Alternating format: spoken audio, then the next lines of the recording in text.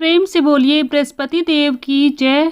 गुरुवार व्रत पूजा कथा में कई ऐसी बातें बताई गई हैं जिन्हें मनुष्य को ध्यानपूर्वक अपनाना चाहिए। कहते हैं जो व्यक्ति श्रद्धा भाव से गुरुवार को भगवान विष्णु की पूजा करता है और गुरुवार व्रत की कथा कहता है और सुनता है, उसकी गरीबी और कष्ट को भगवान विष्णु दूर कर देते हैं। जीवन में सुख समृद्धि के लिए गुरुवार के दिन आप इस व्रत कथा को जरूर सुने और पढ़ें। आपकी सभी मनोकामनाएं भगवान बृहस्पति देव अवश्य ही पूर्ण करेंगे। गुरुवार के दिन सूर्योदय से पहले ही उठें और नित्य क्रम से निवृत्त होकर पीले रंग के वस्त्र पहनें। इसके बाद पूरे घर में गंगा जल का छिड़काव करें। इसके बाद पूजा घर में श्री हरि विष्णु की मूर्ति और चित्रपट को स्थापित करें। फिर पीले रंग के गंध पुष्प और अक्षत चढ़ाएं। इसके बाद चना गुड़ और मुनक्का चढ़ाकर विधि विधान से भगवान बृहस्पति देव का पूजन करें। इसके बाद धर्म अनुसार भगवान बृहस्पति देव के मंत्रों का जाप करें। साथ ही व्रत अगर आपने रखा है तो इस व्रत कथा को जरूर पढ़ें व सुने, तभी आपका व्रत पूर्ण माना जाएगा।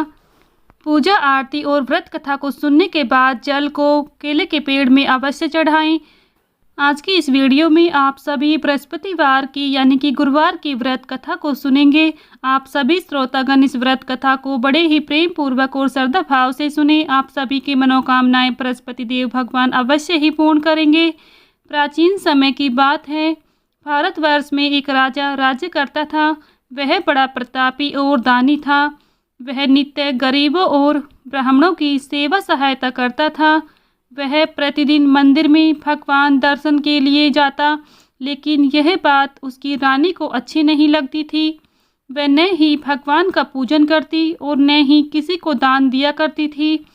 एक दिन राजा शिकार खेलने वन को गए हुए थे तो रानी और दासी महल में अकेली थी।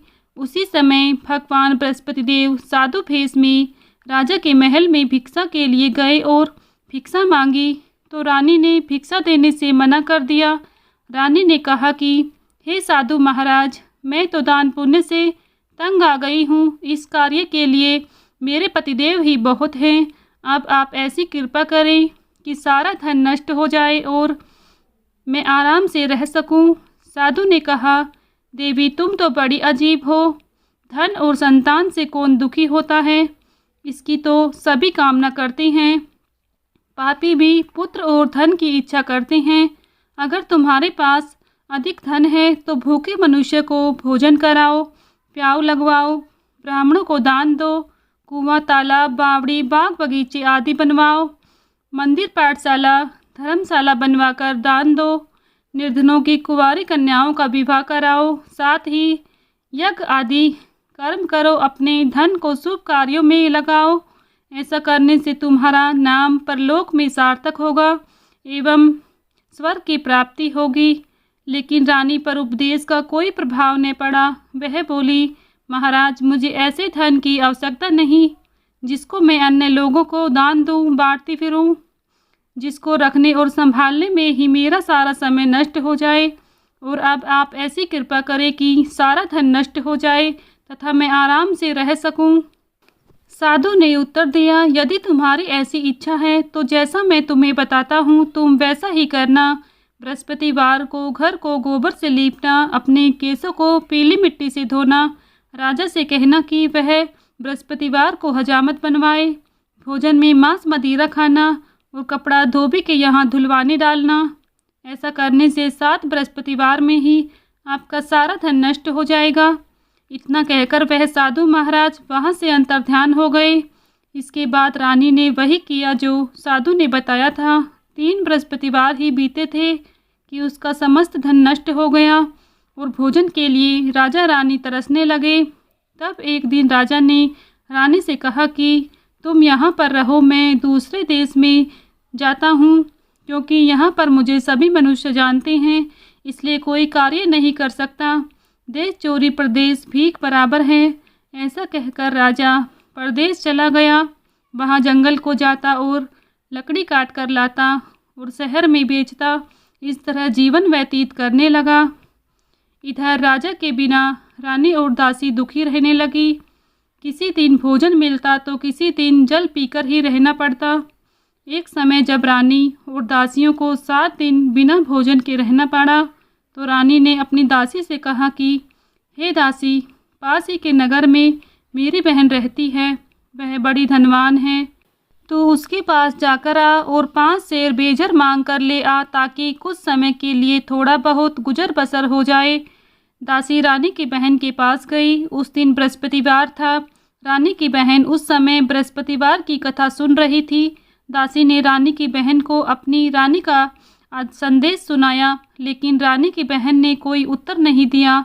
जब दासी को रानी की बहन से कोई उत्तर नहीं मिला तो वह बहुत दुखी हुई, उसे क्रोध भी आया। दासी ने वापस आकर रानी को सारी बात बताई। सुनकर रानी ने कहा कि दासी, इसमें उसका कोई दोष नहीं है।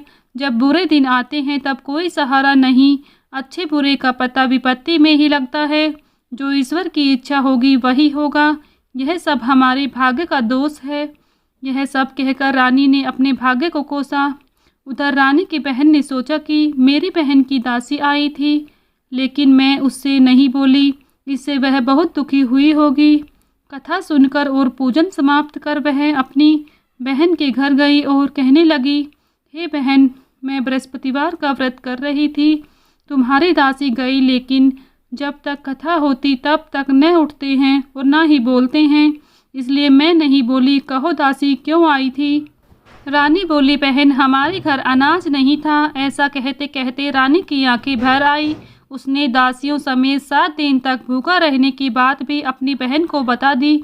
इसलिए मैंने दासी को तुम्हारे पास 5 सेर बेजर लेने के लिए भेजा था।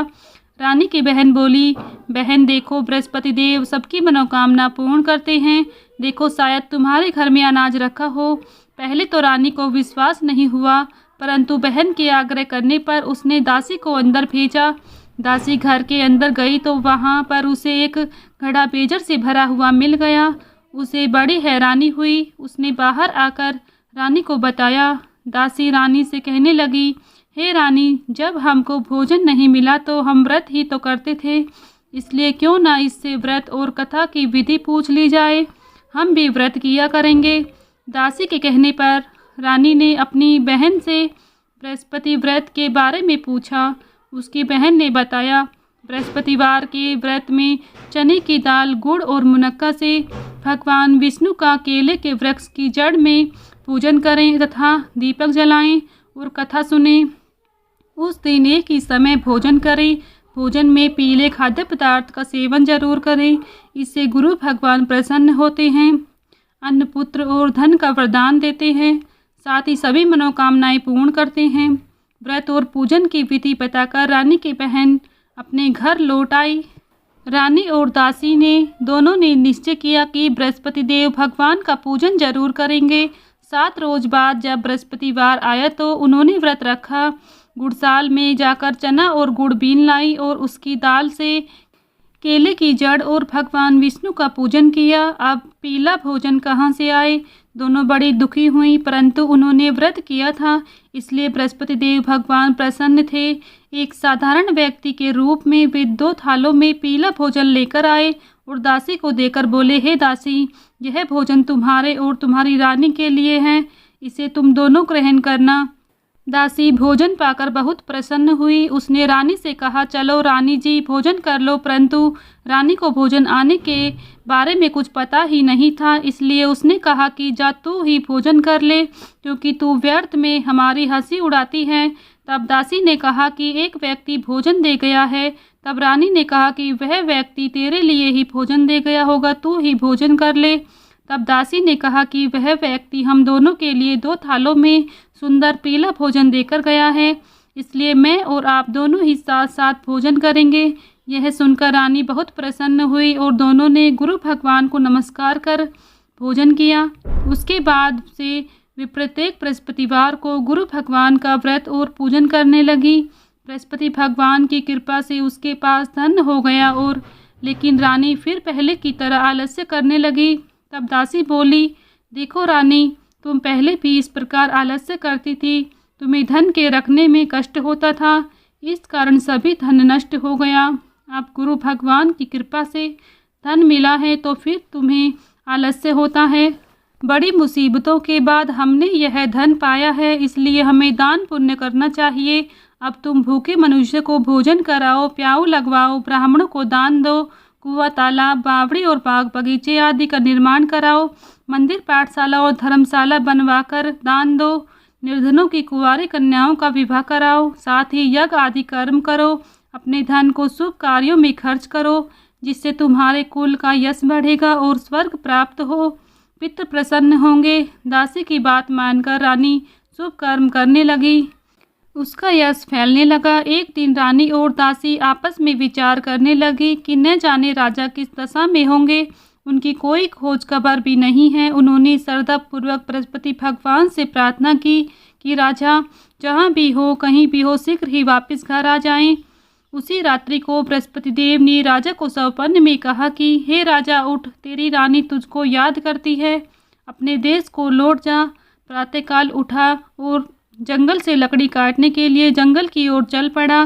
जंगल से गुजरते हुए विचार करने लगा कि रानी की गलती से ही उसे कितने दुख भोगने पड़े। राजपाट छोड़कर जंगल में आकर रहना पड़ा। जंगल से लकड़ी काटकर शहर में बेचकर गुजारा करना पड़ा और अपनी दशा को याद करके व्याकुल होने लगा। उसी समय राजा के पास बृहस्पति देव साधु के वेश में आकर बोले, हे लकड़हारे, तुम इस सुनसान जंगल में किस चिंता में बैठे हो, मुझे बतलाओ। यह सुनकर राजा के नेत्रों में जल भर आया।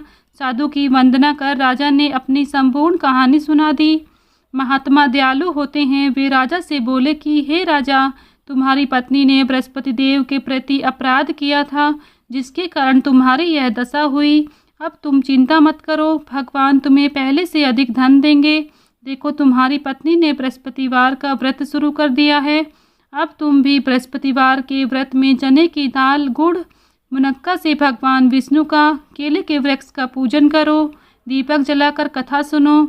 उसी दिन एक ही समय भोजन करना, लेकिन भोजन में पीले खाद्य पदार्थ का सेवन करना।